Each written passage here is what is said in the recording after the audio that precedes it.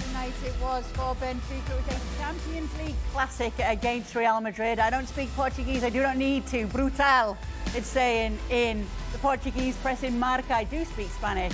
It is saying here, Mourinho giving them a lesson from Mourinho.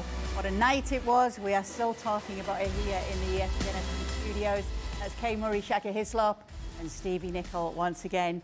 Here in the studio, we're joined today by Sid Lowe and Jan Fjortoft as well to look back on the night that Benfica got themselves into another little chance to have a go at the Champions League this season and have some major consequences for Real Madrid, who fell out of the direct qualification spots. I'll start with Sid Lowe. I think I can start with Sid Lowe. He's got a needy dog in the corner of his house right now. Is he there? Yes, he is. Sid, tell us what the reaction's been in Madrid to yesterday's results.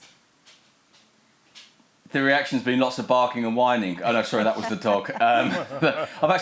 I've actually had my son's just crept in and carried the dog out. So hopefully I can give you the reaction. The reaction has been one of obviously amazement at the way that it happened, but also the focus, despite that extraordinary ending. And from my point of view, at least, you know, the story of course is a goalkeeper scoring a goal in the 97th minute. But the focus in Madrid has been about an analysis of Real Madrid and where they're at, and that sense of the improvement that everybody thought they saw, and I include myself in this, against Villarreal at the weekend, was absolutely absent in the Champions League in midweek. Now, of course, look, I think at times we over-dramatise not getting in the top 8. It's just another round of the Champions League, and it's another round that Real Madrid, in theory, should win. They might even face Benfica again. If not, it would be Bodo Glimt, of course. And so it's not a crisis yet, but it's in the context of everything that's happened over the last 5 or 6 weeks, and in that sense, it feels like a really very significant setback. Yes, absolutely. So that's the big story from Real Madrid, and we'll get more to that in a minute. But given that we've got a goalkeeper in the studio today, it is time to talk about what Trubin did on the night at Shaka. It's incredible. Listen, on the one hand, Benfica thought they'd gone through, then all of a sudden, late realising that they needed this goal. Goalkeeper goes up, and I have to say, it's an incredible header. It really is. Centre forward's header, isn't it? It's a hell of a header, I have to say. To credit to him. Ordinarily, goalkeepers go up there, and I'm very guilty of this, and you're not quite sure what to do. You're a little bit worried if the ball falls to you, and that's happened to me before. But you have to say, well executed, and in a round of football that's supposed to be kind of drama-free, given while we were discussing the format a couple of days ago, that ending is just storybook. Yeah, I think Sid's dog might be a Madridista, because I can definitely hear a whining like that. And let's get word from Jan Fjortoft, your reaction to what we saw on the Benfica side of things, Jan. Unbelievable, right? Yeah, it was fantastic. And I mean, we were all working on Champions League last night, and we would try to cope with everything that was going on.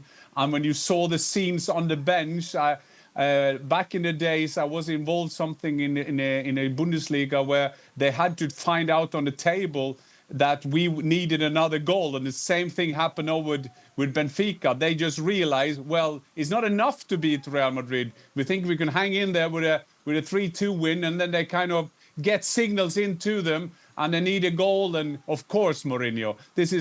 Mourinho's been away for a while with his like big successes, and then he kind of get his goalkeeper up and Trubin with a header. I agree with the boys. I mean, that header. I mean, that is Steve Nicol. That is John Toshak. That is fantastic. That is great to go back to one of the good oldies. I don't think you should disallow these goals. I think it's just a massive act of killjoyism to disallow these goals. I think it's clever. I think no one's in any danger. He's not hurting anyone. I think it should count. I actually asked a Spanish referee about this last night, well, a former Spanish referee, and I kind of had this little complaint. I said to him, oh, come on, this should be allowed. I know the rules say it shouldn't, but this should be allowed. And I said, you know, otherwise you would lose one of the great, famous goals in Spanish football history, which is Raul Temudo did this in a Copa del Rey final. The goalkeeper had it in his hand. Raul Temudo sneaked up behind him, headed it out his hand, and scored. And the goal did count. And what this former referee said to me was, they changed that rule in Spain precisely because of Raul Temudo scoring that great goal in the Copa del Rey final. And of course, that for me was the perfect evidence that basically referees are looking for a reason to ruin everything. Right, here you've got this great goal, you've got this wonderful moment, the Winter Cup final, and the referees sit around, and what do they think? They think, yeah, how can we make this rubbish? How can we take away this really fun moment? Tell you what, let's ban it. Sounds to me like everybody hates goalkeepers, to be honest. Yeah, Shaka. yeah, the protection of goalkeepers annoys me. Yeah. I mean, they get out on the pitch, they got the biggest gloves in the history. They got the biggest gloves, the biggest gloves Now since Yannis picking on the gloves. Armstrong went on the moon. They're walking out like this. They're allowed to do anything. They get free kick on any situation in a one-to-one. And when they want to have a bit time off, they lay their whole body over the ball, and there are no follow consequences. And now they throw the ball up in the air, and Mbappé is the most intelligent player, take the ball away, and then they have a rule against that too. Oh, come on, and you want to call yourself football players? I actually do feel as though Shaka's got the right to reply here, because I feel like they're all ganging up on you, to be honest. I'm not sure there's a need to reply. No need. I'm not ganging up on him, Dave. Well, I'm not with you. Jack. I'll be honest, I'm not sure there's a need to reply. Even that highlight, if you look at Rodrigo, who's in shot, he knows it's not goal. Yeah. Well, Rodrigo's reaction tells you everything you need to know. Now, to counter that, so then what's the option? If that's available, if players are allowed to do that, then as a goalkeeper, I now have to make sure and get distance between myself and the player just so I can kick the ball. And then all you have is two players running around the box chasing each other. Who wants that? So the goalkeeper would have to kick the ball holding it with two hands. With two hands. Because he can't do it in one hand. They don't do it anymore. That's the reason. Somebody will run That's around. the reason. He his hands all the time.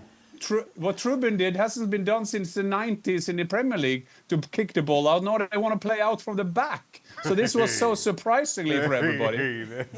Oh, boy. Anyway, No, it makes no sense. Give me Sid's dog. Do you know what, Sid, Sid, back on. Look, for what very it's few worth- times can I for what say it's worth you here, don't make I- sense. But you don't make sense. No. Listen, I'm 100% in agreement that this shouldn't have counted because those are the rules. I just kind of wish it could count because like it's fun when that happens. I think what would be even more fun though is that scene that Shaka's just that scene that Shaka's just painted for us.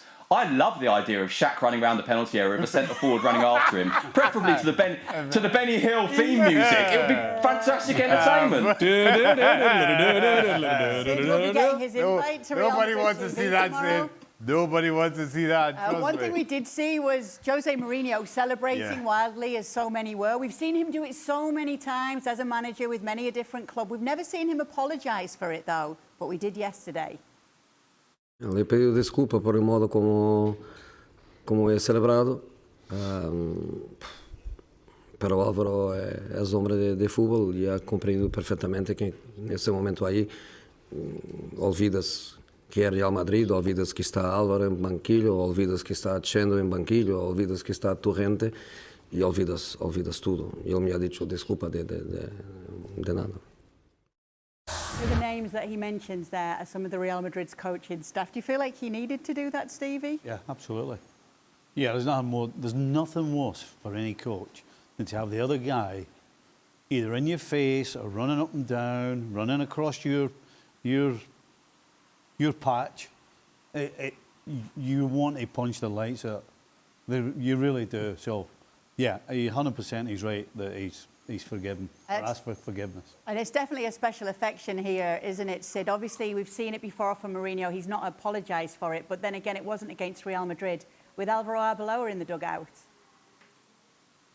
Yeah, exactly. I really like the footage of him running up the touchline with his arm around the ball boy. I thought it was great, and I think that's the way that you should be able to react when your goalkeeper's just scored a goal like that in the 97th minute. I think if you don't go crazy, then when are you ever going to go crazy? But you're right that the context of this is that Mourinho is very fond of a lot of people at Real Madrid, in particular Alvaro Arbeloa, who has said repeatedly how much he was on Mourinho's side, how important he thought Mourinho was in changing the culture at Real Madrid, how closely connected he was to Mourinho at a time, and I'm sure a lot of our viewers will remember this, in which actually Real Madrid became quite divided in terms of the relationship with Mourinho, and there were some within the squad who very much weren't on his side, and some who very much were, and Arbeloa was at the front of that. And so I think in that sense it was Mourinho essentially saying, as he says quite clearly there, this is Real Madrid, a club of whom he's still very fond. This is Arbeloa, someone of whom he's very fond. And he mentioned Chendo there, who of course is the matchday delegate at Real Madrid, a former player, a former fullback, who's still on the bench at Real Madrid. And so I think Mourinho was right to say sorry. And I suppose, as Stevie says, in a way, there is a reason to say sorry because no one likes to see the other manager do that. But to be perfectly honest, I think he's also right to say that Arbeloa would have understood it. Because when your goalkeeper scores in the 97th minute, of course you're going to go a little bit crazy. Yeah. Jan? Well, Mourinho is box office. I think it was brilliant to see him. I think it was fine of him to say, apologize. I think he did that because he respected the people on the bench there. But I think that was brilliant. Let's get the emotions out. We remember in Old Trafford when he did that, the whole Old Trafford there on the line. So I think that was brilliant. It's good to see Mourinho. He's so a part of our game the last 20, 30 years. I think it's fantastic to see him there and happy that he's took that next step. No sabe imprimir a los jugadores lo que quería que hicieran en el campo, el nivel que yo quería que diesen y como digo siempre, ¿no? Cuando las cosas no salen, cuando el equipo está lejos del nivel que por ejemplo dimos en Villarreal, pues la responsabilidad es siempre y absolutamente mía. Soy el responsable de esta derrota, igual que lo fui en Albacete. No sé si ya están esas dos ruedas de prensa, pero dije, y lo vuelvo a repetir, que me siento totalmente responsable de cuando las cosas no salen bien, como no han salido hoy, y cuando no se cumple el objetivo que teníamos. Federico Valverde also saying after the game, it's the players who play, it's us who have to step up. So taking the blame on the part of the players from Fede Valverde, Jude Bellingham. He said afterwards, Benfica had more fighting spirit. We have so much talent and players that can produce magic out of nothing. But if you don't do the basics, you'll be punished.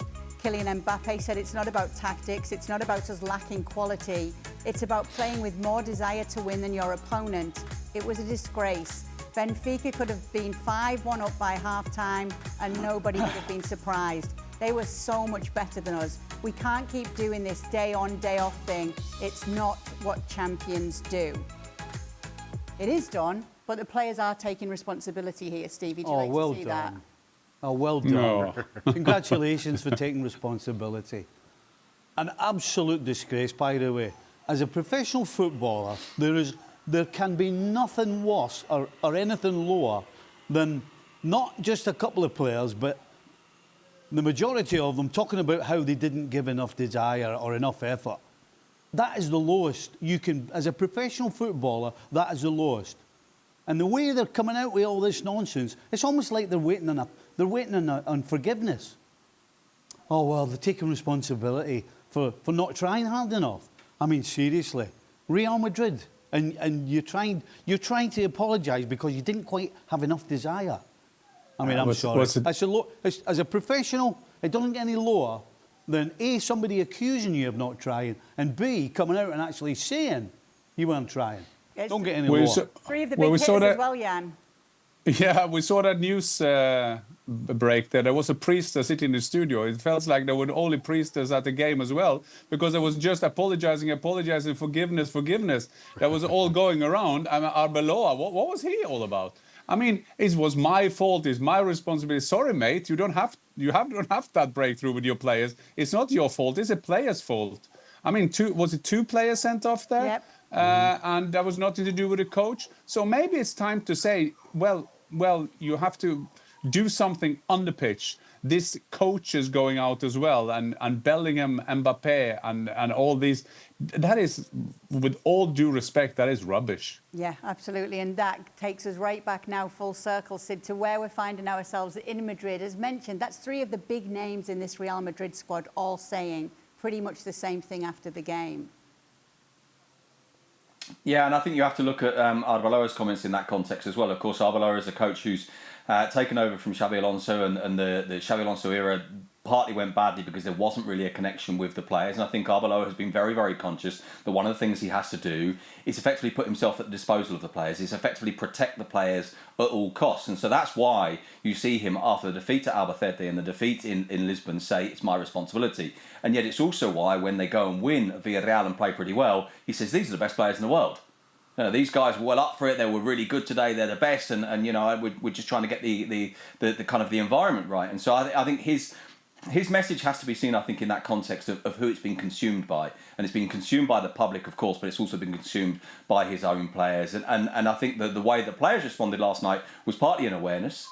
I think it was partly the fact that, of course, they know that lots of people are looking at them because of the sacking of Xabi Alonso. And I think one of the reasons why they got whistled by the Bernabeu in that game against Levante, for example, wasn't just because they've been playing badly, but because of the perception that not only have they been playing badly, but they haven't been making an effort, and also the perception that they were the ones responsible for Alonso being sacked. And there was a huge amount of frustration at the sense of a lost opportunity in the sacking of Alonso, an opportunity to install a new culture, to install a structure, to install an idea and a philosophy of play, which couldn't happen because of that pre-existing culture of the players' attitudes. And I think the players know at the moment that they are more exposed than ever before. Even though there's a contradiction here, the manager who has come in precisely because, in part, they think that he is someone who will be able to reach the players and someone who will be able to, if you like, make the players feel comfortable and happy with him in a way that didn't happen with Xabi Alonso. Yeah. The biggest problem is the president, because the players, certain players know, of course, doesn't matter what they do. Comes from. It doesn't matter what they do. They're not going to get. They're not going to take responsibility. It's going to be Alonso. It's going to be Arbeloa. It's going to be the next guy. It's going to be the last guy. And as long as the president looks at the team that way, it's not going to change because there's no reason to change it.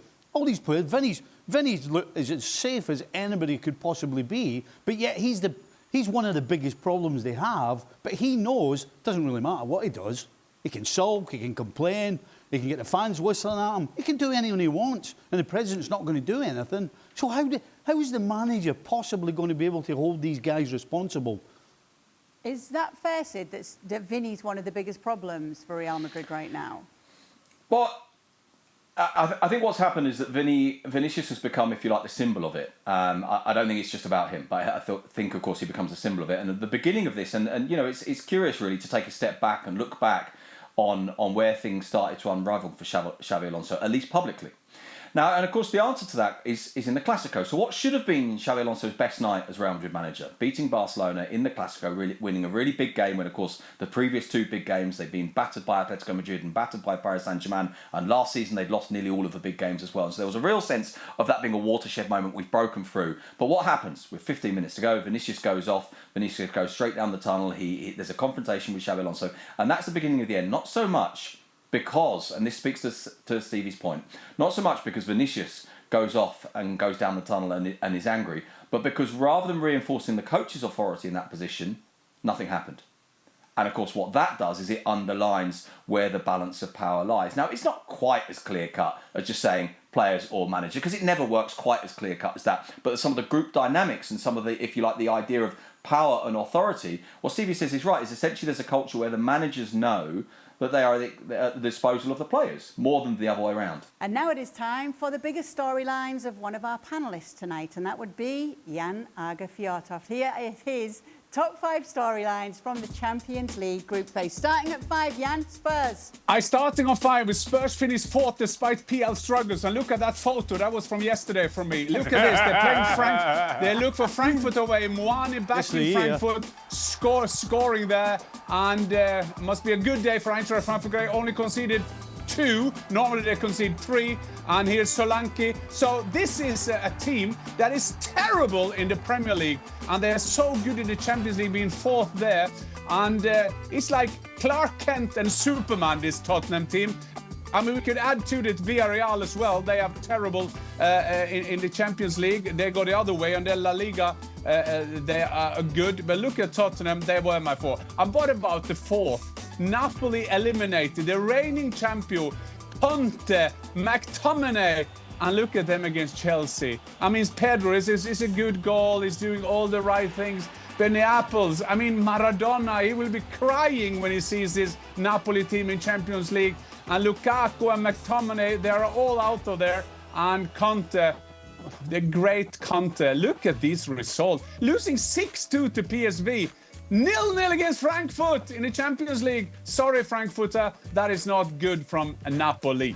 So we go to my 3rd, and that is, of course, Bodø/Glimt.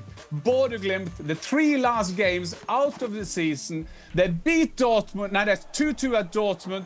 They beat City, and yesterday, I mean, beating Atletico Madrid 2-1 with Sherwold getting the winner. It's unbelievable result. And they say this is because of the cold, this is because of the AstroTurf. Well, check it out. This is not AstroTurf, and its temperature is not in minus degrees. Fantastic Bodø Glimt, and they got a good crowd, as all Norwegians are. Look at them, 9 of 11 in the starting 11 Norwegians. And look at these results. And mind you, 30th of November, that was the last league game. 2-2 Dortmund, 3-1 Manchester City, and last night 2-1 against Atletico Madrid. So if we see the top 8, I mean 5 Premier League teams finish in the top 8. And there are some pundits that I've heard as saying that the Premier League is not as good as it used to be. I just realized they are not on the show today. I won't mention any names, but one of them played for Chelsea and he played for Celtic as well, and he got a famous uncle. But look at that, 5 English teams in top 8. It's fantastic. Premier League has never been better, ever. And then this, of course, there is only one winner. I mean, Trubins, we go back to the goalkeeper last night. Fredrik Aursnes, of course, a Norwegian, after Sheldrup made two goals, also a Norwegian. And look at this header. I mean, this is the best header we've seen this whole Champions League season, coming from an Ukrainian goalkeeper. Fantastic goal, and the story of the night, and Mourinho can celebrate, he can take all the honor he wants, but look at this, a goalkeeper scoring the best goal of the round. So that's my top 5 stories from the Champions League last night. Well done, Jan. Let's put it to Shaka, because Shaka's the one who's used to doing the power rankings for us. I've got no argument at all. Liked it? I've got no argument at all. All great stories for what... And again, whether we're debating about this Champions League format and whether it coughs up enough surprises, I thought there's far more than enough for us to talk about. I think Jan nailed it. Is he missing anything, Sid? Well, you know, the number one is the number one, and it would be the number one for the rest of the season. That goal will not be bettered. I'd love to think it would. I'd love to think we're going to get something equally crazy, but that goal will not be bettered. I don't think there's anything we're missing from there. I mean, I suppose you could... I'm surprised, Jan, that we've not picked up on Bodø Glimt getting another fantastic result and doing it against Atletico Madrid, and maybe having the chance to play Real Madrid next as well. So that's really exciting too. Yes, that's interesting, isn't it? Could be Bodø Glimt or Benfica. OK, we've been talking a lot about the format as well, not just the Premier League teams, and I think that was Brave Burley that it might rhyme with. Right, I didn't call any names. Jan did not call any names. Yeah, I think it might rhyme with that. Stevie, there's been a lot of talk, though, about just the format in general, what we think of the new format. Got the boys debating the other day on a show that I was on. What do you think of the new format? I'm one of those traditional guys. I guess a lot is to do with my age. And when it was changed, I questioned it. But I have to say, you can't question this. I mean, yesterday was a fantastic day. I remember the last rounds of the old format, and there was barely a game that was actually of any importance. Yeah, true. And so when you look at yesterday, compared to what I've just spoken about with the old format, I'm sorry. If you're going to stick with the old format, then your mind's closed, because I think that the new format 100% is working great. Sid, do you hate change? Do you like the new format? I'm a bit like Stevie, actually, and that to start with, it didn't seem to me to make a lot of sense. I thought conceptually the idea of having a league table when you're not playing everyone, of it being structured like this, didn't completely convince me. There's elements of it that I'm still slightly doubtful about, but yesterday's final game was fantastic, and in that sense, I was won over by it. I think one thing I would say is that I feel like we should possibly take a step back from allowing ourselves to believe that the whole format is great because the final day was great. I think it would be unwise to assume that that a goalkeeper scoring an amazing 97th minute goal like that to send Benfica through doesn't necessarily mean the whole format is brilliant, and that without that format that would never have happened, or that this has happened because of the format. It's still a goalkeeper scoring a header. That's still amazing, and that doesn't necessarily happen because of the format. I think there's one or two other doubts I have. I think there's a slight... I'm not quite sure how to express this. So I think there's a slight myth of jeopardy. So there's all this talk about jeopardy and wow, a big team might not get through. And I think it's a little bit of a myth. I think we sell ourselves the illusion of jeopardy. So for example, in Spain, all the discussion was about, oh my goodness, Real Madrid didn't get through. Well, they did get through. They're just playing another round of the Champions League. Another round which, by the way, they'll probably win. Another round which they would have had to have played before anyway. So I do think there is a slight risk of us allowing ourselves to believe that not finishing in the top 8 is somehow, wow, you're out. It's not you're out at all. It's just a knockout round of the Champions League, which you will probably win. So what I mean by this is, I'm not saying I don't like the format. I think I'm starting to warm to it. I think I probably do like it. But I think we probably shouldn't allow ourselves to believe that it's more dramatic than it really is, if you see what I mean. And I think if you're a big club, you have to do something horrendously wrong to get knocked out. But I think we should allow us to have that drama, Sid, because what we do know, whatever model they will find, the richest club will be at the top anyway. So let's at least have a bit. Let us have an illusion that something could happen, and let's have a go at it. And when we see now, there are 3 or 4 big teams in that bracket 2 that's in there, and I love that, and I like that there is excitement. I love to reading tables, and this is the ultimate table for us. I mean, we have something called Eurovision Song Contest in Europe, and that is the only thing that can beat this table. But the only thing that I think is funny. I think that is funny with this is that the draw, when they just do this kind of, and then suddenly you hear this out, and then something happened. And I mean, the weakness of this system, if you go through some of the draws, there is of course teams that have had a much easier path than some of the other teams. But at the end of the day, the best teams will win the Champions League. The richest teams will be in the semi-final. And let's just hope there will be 1 or 2 great clubs that can at least survive a bit longer. The good news for you, Jan, is there will be a draw tomorrow in Europe.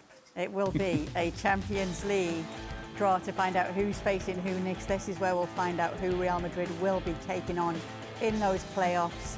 And of course, there'll be a lot of talk about the collision course that they find themselves on. Things going well at Barcelona right now, thanks in no small part to this man, Lamine Yamal. This is a top comeback, saying Mundo Deportivo. Remember, Barcelona fell behind to Copenhagen, but he pretty much single-handedly sparked the comeback. He's doing brilliantly. We don't need to tell you that. He's amazing, Sid, and he continues to show just how good he is. Yeah, absolutely. And he said something very interesting, I thought, after this game. He said that he feels more free, looser in the way that he plays in the Champions League. And I really enjoyed the way that he said it, not just what he said. He said, you know, in the Champions League, it's normally just one-on-one, me against one man. And then there was a kind of a pause, and he sort of thought about it. He said, well, not normally one, it's normally a couple. But that's fewer than it is in La Liga. You know, I feel like I've got people I can run at, people I can try and take on. And when he's on the kind of form he's on yesterday, there are moments when you think, wow, they just can't stop him. I think another thing that's really important,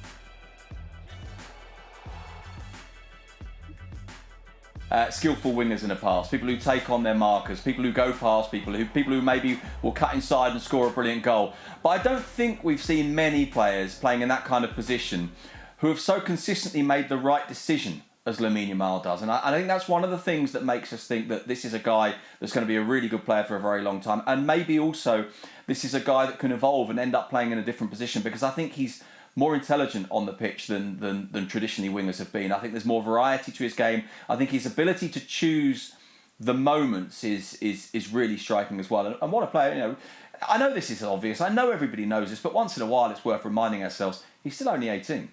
I know, isn't it crazy? You're nodding along to everything that Sid's had to say there, Jan.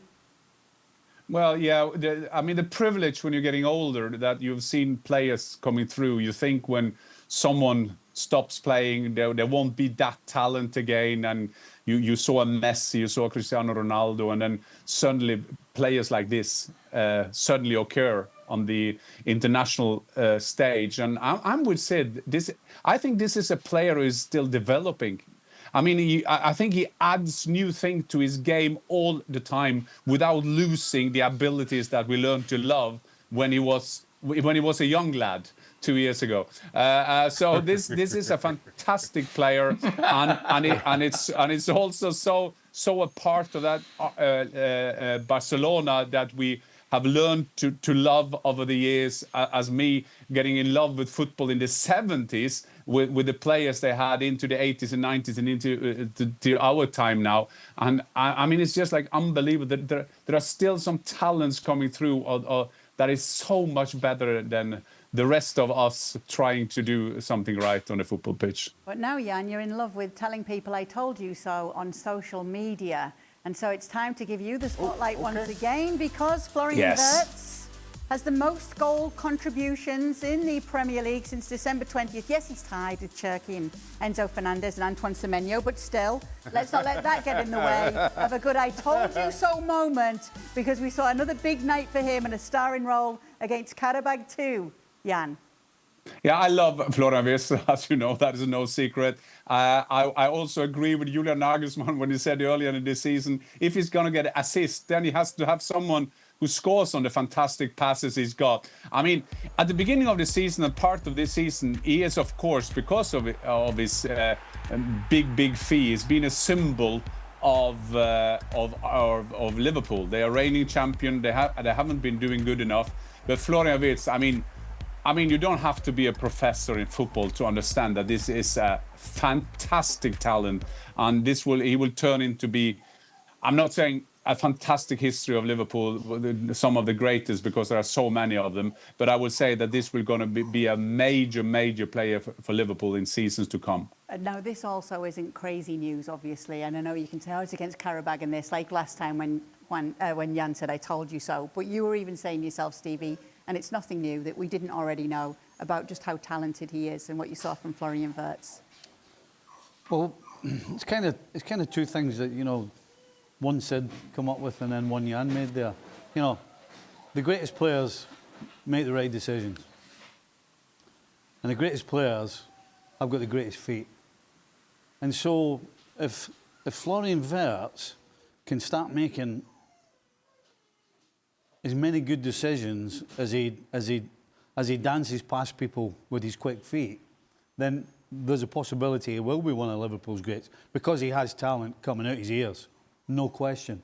I just think there's no question in Germany that his decision making was spot on, and I think the biggest problem he's had is just those decisions have to be made a little bit quicker in the Prem. Yeah. And once he does that, this guy's going to be frightening. I mean, his feet are frightening. Against Karabag, he was walking past people, just moving the ball from left foot to right foot, and it was almost like somebody put cones down and said, you know what, go and dribble around these cones, because it was so easy. So yeah, if he can get that final decision a little quicker, then listen, he's going to be absolute dynamite. Yeah, another good news for German footballers. We got to see Jamal Musiala making his first start since returning from injury, Jan, and also getting a goal in the game against PSV, which we can't begrudge this. Everybody's got to be happy to see this. Yeah, but it was a part of a risk. We discussed that. I mean, because he's been out, maybe he should take some time to getting into the game. Because when you've been injured, you come back. You need to have that balance, and you know that you need that timing. And then there is a chance that you can be injured through some muscles injury, but that will make him ever so good. They wanted him to play 60 minutes yesterday. That's what they said before the game, and getting the confidence. And a little fun fact for you: this goal was Bischoff playing to Karl playing to Musiala. Total, these players are 59. 59. Total. Stevie, hello, me and you, we are old. I tell you what, though, what a time for him to be coming back for Bayern Munich, Shaq. It is, and because he's such an incredible footballer. We all know that. And I think part of the love affair, if I can call it that, with Jamal Musiala is how he plays the game. We've just finished speaking about Lamine Yamal, about Florian Wirtz, and the kind of joy and freedom that they play the game with. And Musiala is from exactly that mold. Incredibly talented, who just seems to play as though he's on the playing ground and enjoying every minute of it. And even the neutrals have to enjoy seeing Musiala being back involved at this level. Yes, and you can see Musiala when he plays for Bayern, as he will be doing a lot more this season. right here on ESPN Plus. Hamburg against Bayern Munich coming up on Saturday, 12:30 p.m. Eastern. A game you'll be able to catch on ESPN Plus. Power rankings. A couple of surprises, both ends of the table. Man United. Manchester United on top. Oh, I won 2 games. Well, to be fair, 2 very big games, and nobody else can claim as They were much. big games. 2 really big games. 2. Manchester, I couldn't deny them that. And then on the other end, as I mentioned, Augsburg are in after beating Bayern Munich at the Allianz. Augsburg, wrong end of the Bundesliga table, I know. But you beat Bayern Munich in Munich, you deserve to be in the top 10. Credit Augsburg. The rest, you all just pick a spot, have a spot. I loved it. The rest of you all just picking up. What are you looking up? I'm checking something. We checking. How did Dortmund move up a place? They've lost 2 of the last 3. Dortmund move up. And by the way, one of them was against Spurs. One of them was against Tottenham. How'd they do that? I know. I think we got him. That face. Shaka, I think we got him. Well, I'm listening to Jan. Shaka, after doing my own ranking today, I have so much respect for you. This fantastic hard work that goes on for hours and hours to make these. But I have to call Bodø Glimt. Bodø Glimt. I know that you beat Atletico Madrid, you beat City, and you got a draw at Dortmund. But you know the Shaka Hislop guy? Yeah, that guy. He put Augsburg there instead of you.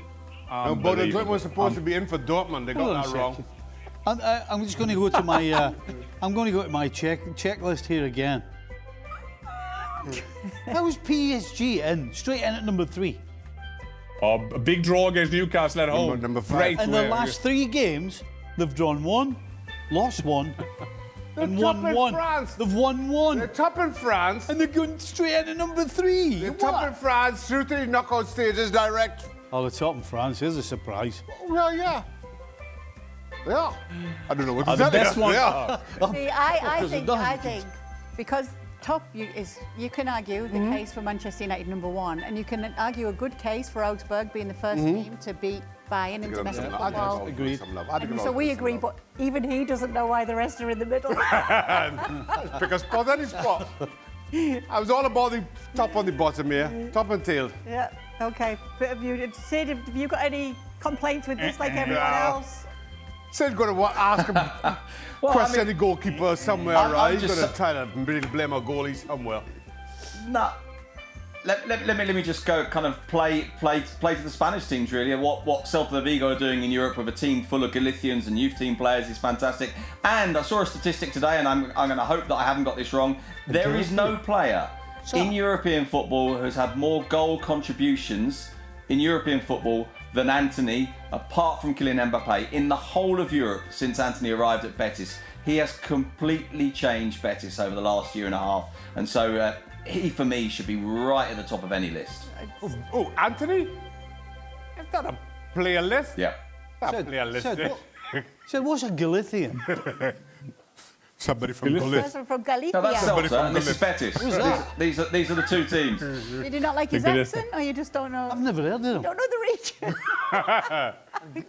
No. It's northern Spain, Galicia. Oh. I thought you were laughing because you but said you- Galicia. I was like a proper Galician. I've Spaniard. never heard of it. But Shaka, just on behalf of the Norwegians, did you say that you missed out on a yellow-black and you put That's Dortmund right, in wrong and you yellow should... black. Oh, Yeah, okay, that's- thank you. that's And what it was it not is. young boys, but Bodø Glimt. Yeah, that- Just to make sure. My Thank you. apologies to all Thank you. Norwegians. Thank Oh, you. that's a first. Thank you. Apologies. I apologize all the time. I live in a house with 5 women. Arbeloa. Shaka, Jose Mourinho, they're all... Welcome into the latest edition of Extra Time. We've got Shaka, who's been getting picked on all day as a goalkeeper. Stevie Nichols here. Sid Lowe's joining us as well. The dog And his stopped dog. whining. Can we let the dog in now, Let the Sid? dog We've got in, Jan Sid. Agerfjord It's extra time. with us Well, as well. The dog is still whining, but she's sort of the other side of her. She's down the stairs, the other side of a gate, so you probably can't hear her. But I can hear her, and I'm No, slightly we've been worried hearing about her. it. We've been hearing her all show, So Sid. she's upset Yeah, that the door's okay, being good. closed and she's That's not what I allowed in, thought. Sid. Is that what's happened? Who let the dogs That's in? basically it. She's exactly. I could go and let her in now, but she'll make even more noise. Take off. Why are you wearing headphones, Sid? So he doesn't hear Because dog. the wireless ones gave up on me halfway through the show. I'm having an absolute nightmare today, Kay. I've gone through headphones that gave up on me. Wireless ones, which then inevitably, being headphones with a wire, I then had to spend 5 minutes untangling the things before I could put them in my ears. And then, I mean, honestly, Benny Hill. That's Benny Hill. it is Benny Hill.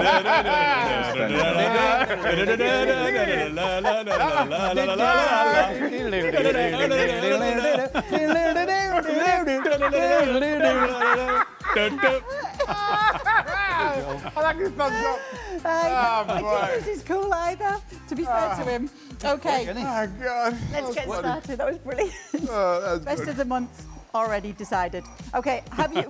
There's the dog again. Let me poor dog in, Sid. Oh, let her in. Hey, Right. dog in. I'm going to have to go and let the dog Yeah, in. let her Yeah. in. Let her in. Yeah, Okay, yeah, well, yeah. Sid, let's Jan start can here. sing while Sid's doing that. First question's not for Sid anyway. So have you been part of a locker room where the manager lost the squad but regained it later? Or is it a case where once the team turns on the manager, it's over forever? Anyone? I've never been a part of that dressing room. You're done, you're done. No, there's no return. You're done, you're done. The thing is, by footballers, I mean, they call us stupid. But there's one ability we have. We can see someone coming into a dressing room faking. If you try to be a coach coming into a dressing room and you try to be something you're not, you're out. And I was in Germany in the 90s. And there is so much sound there. I miss the cat now. Oh, there he is. Here she is. Oh, fantastic. gorgeous. There you go. Nice Right. one, Sid. All right. Nice one. Is she a bit shy? Sid, why can't we see her? She's just so excited to see you, isn't she? Do you want to turn around? Sid, is that red box? Come here.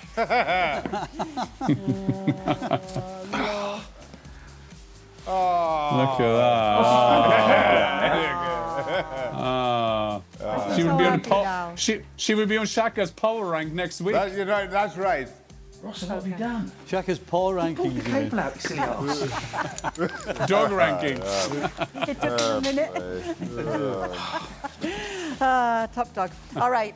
Jan, with Norway qualified for the World Cup and Bodo Glimt qualifying for the knockout stages of the Champions League, have we reached the peak of Norwegian football? The World Cup year to come? Well, we're not peaking, not yet. But it was a fantastic night last night. When we did Benfica Real Madrid in the show, we didn't even talk about Sheldrup, who scored 2 goals, a young kid playing for Benfica. Erling Haaland scoring. I mean, we are on a track now, Norway. We are unbelievable, and the optimism in Norway now before the World Cup. We are discussing now who we're going to play in the final. That's where the optimism is now for our national team. But on the other hand, we have some weaknesses. We have a goalkeeper doesn't play for Sevilla. We have some defenders struggling at the moment. And but I mean, we are very proud of Bodo Glimt because we haven't had so much success in the Champions League since Rosenborg. Remember when Rosenborg always used to be in the Champions League? They beat Real Madrid, they beat AC Milan away. But what Bodo Glimt did the last 3 games off season, that is unbelievable accomplishment. Yeah. There's a reason why we didn't talk about Sheldrup last night. Because we were doing the highlights of the goals. And I was trying to figure out the guy's name. And I thought, all right, what I'll do is, I'll just copy what Dan says. Right, so I went to Dan. Dan went, yeah, that's a great goal, Steve. Because Dan couldn't say it either. So we ended up not even saying his name. Say it again, loud and proud, Jan. Sheldrup. Sheldrup. Sheldrup. Sheldrup. Meanwhile, we lost Sid momentarily, even when he was back, because did the dog then disconnect you, Sid? The dog quite literally put a paw on the phone and pulled the cable out and managed to turn the phone on. So yeah, I've come back just in time to discover that somebody thought that the sensible way to get a pronunciation right was to copy Dan Thomas. Yeah. What? Yeah, This is not the worst possible tactic you could ever come up with. Can't argue with that, Sid. Okay, yep. Even his mic's popping now as well. Sid, is that the type of water dog? It is indeed, yeah. Ah, I thought it was. Gorgeous. Very, very, very, very needy, so apologies for that. Oh, we love her. She's welcome on the show anytime. Absolutely. Yeah. But Shaka, A lot of needy, and there's a lot of needy people on this show as well. So no names mentioned.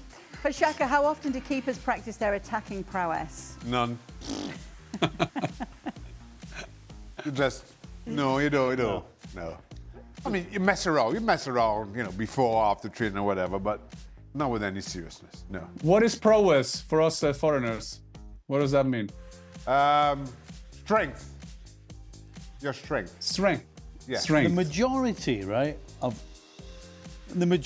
people, if you were to stand and watch a bunch of players messing around, like the whole squad in the penalty box, and somebody's just whipping balls in for a laugh, you would be able to pick out the goalkeeper in 1.1 second. 0.1 second. So there's one. There's no style. There's no style. But did you see Archie's video from Manuel Neuer the other night? Yeah, we were here in the studio. Yeah. Wow. I mean, they claim that Manuel Neuer could play in midfield for Bayern Munich. We never know if it's true. Yep, so I'll have a guess. to practice his. I'll have a guess. All right. Where's my button? I actually got told that Stevie Nichol's not a bad goalie recently. Oh, Stevie Nicol told you that. No, The only person who told you my that. friend's husband had played in like a charity game or something with Stevie, and he said Stevie was a hell of a goalkeeper. Nothing he can't do, Shaq. He got a body of a goalkeeper. What's that supposed to mean? I think that was at you. I don't know what that was. Over to you. Right, His body's a temple. thank you very much. Yeah. After Real Madrid's loss to Benfica, Sid, they finished 9th and now face either Benfica again or Bodo Glimt in the playoffs. Focusing on Bodo, who beat both City and Atleti in the Champions League this season, do you think they can pull off another upset and knock out Real Madrid? Well, I feel like the Benfica game is, from the point of view of the next match, is probably a warning in time for Real Madrid. Now, obviously, you can have a warning in time, but you've then still got to get the preparation right. And one of the problems that Real Madrid have is there's been a very clear sense of their fitness levels or their physical approach not being as good as it should be. And they've really wanted those extra couple of weeks to kind of prepare for the rest of the season. They now don't have those. I think Bodo Glimt, given what they did to Atletico Madrid, given what they did to Manchester City, they will feel they can have a go at Real Madrid, who are a team that structurally haven't been good at all this season. But of course, they have probably the best goalkeeper in the world and probably the best centre forward in the world. And so even if the rest of the team isn't working, they can still catch you. And in fact, I thought Mourinho said it brilliantly last night. Mourinho said that, you need the perfect game to beat Real Madrid. With very, very little, they can kill you. In fact, Kylian Mbappe very nearly did. In a game in which Madrid did very, very little, he scored twice. And so I think Bodo Glimt will be conscious of the fact that no matter how well they play, Madrid only need 3 or 4 moments, and over 2 legs they will probably get them. Yeah, and they've been the Champions League giant killers so far. Can they do it again if they are to face Real Madrid? Well, I think that the point Sid is making is that this was a warning for them, for Real Madrid, losing against Benfica, but it will also be a good motivation for Bodo Glimt to see what Benfica did to them. I mean, that was funny today. The big headline in Norwegian papers was 3 of the players had already booked a holiday to the Canary Island. So they had to say, no, we can't travel now because we're playing Champions League. We're playing Champions League playoff. I mean, and now we're talking about that Bodo Glimt will know that Mbappe can do their harm. Yes, they would. I mean, just to have that conversation is fantastic, but you never know. These Kjetil Knutsen, the coach there, he has to be named as well. And these players, they are very stubborn to their system. And they will play their system even against Real Madrid, and they will do their things. But we have seen, of course, we saw they were 2-0 up against Tottenham at home, a game they should have won, but kind of Tottenham came back in that game. And I never knew I should say this, but I think that the Real Madrid will be a slight favourite also against Bodo Glimt, but you never know. Okay. Jan, do you like the reported Oscar Bob move to Fulham? Well, I only this World Cup year got my Norwegian glasses on, and we need Oscar Bob to play football. And lately, when City haven't played well, he was also injured. He had a terrible injury, but he came back. Respect to him, and I think for him to move to Fulham with a very sensible, good coach there in Silva, a teammate in Sanderberg, another Norwegian player in midfield there, it will be a battle for him as well, because you have players like Wilson. There's a lot of players doing well for them in that midfield, but I think that is a great move for him, and he got to play football now before the World Cup. Sid, you can have dinner with any figure from Spanish football. Who are you selecting and why?